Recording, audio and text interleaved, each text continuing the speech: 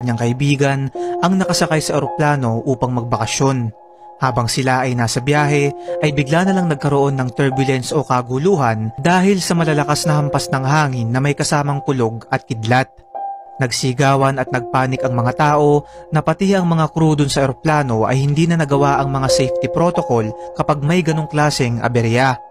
Dahil sa takot ay hinawakan ng babae ang kamay ng kanyang kaibigan at sabay silang nanalangin.